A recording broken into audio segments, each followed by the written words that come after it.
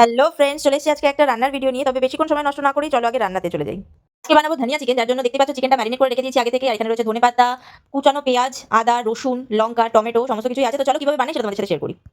তো প্রথমে চলে গেল কড়াইতে কুচানো পেঁয়াজ। পেঁয়াজটাকে হালকা নাড়াচাড়া করে একটু ভাজা ভাজা করে নিয়ে রসুন আর পেঁয়াজের একটা পেস্ট, যেটা পেঁয়াজটা একটু ভাজা ভাজা হয়ে গেলেই দিয়ে দেওয়া হবে। এবার এটাতে চলে যাচ্ছে টমেটো, সাথে চলে গেল বেশ কয়েকটা কাঁচা লঙ্কা। টমেটো কাঁচা লঙ্কার পেস্ট তৈরি হবে। চলে গেল টমেটো আর লঙ্কার পেস্ট। তো এবার এটাকে একটু নাড়াচাড়া করে এটা একটু কষিয়ে নিই। তো এবার চলে যাচ্ছে রান্নাটার মেইন ইনগ্রিডিয়েন্টস, সেটা হচ্ছে ধনেপাতা। ধনেপাতার রংটা যাতে ঠিক থাকে তার জন্য দিয়ে দেওয়া হলো একটু লেবুর রস, নাহলে ধনেপাতা বাটলে ওটা কালো হয়ে যায়।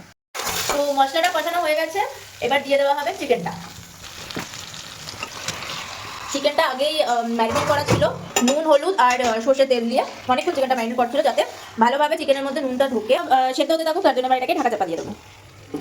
তো মাংসটা অনেকক্ষণ সেদ্ধ হয়ে গেছে, যেহেতু এই রান্নাটাতে কোনো রকম জল আমরা ইউজ করবো না, তাই ঢাকা চাপা দিয়ে অনেকক্ষণ মাংসটাকে আমরা সেদ্ধ করে নিয়েছি। আর আই থিঙ্ক মাংসটা পুরো সেদ্ধ হয়ে গেছে।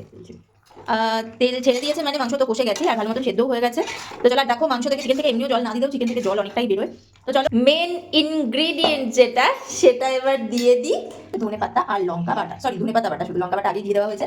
তো এটা দিয়ে আমরা বেশিক্ষণ, হ্যাঁ আমাদের একটু ধনেপাতাটা কম হয়ে গেছে। আর হলে যতটা ধনেপাতা দেওয়া যায় টেস্ট তত বেশি হয়, যেহেতু এটা ধনিয়া চিকেন। তো সেক্ষেত্রে ধনেপাতা যত বেশি দিতে পারবে টেস্ট আরো বেশি ভালো আসবে। আর এর সাথে আমরা লেবুটা মিক্স করেছিলাম, তার দুটো কারণ ছিল।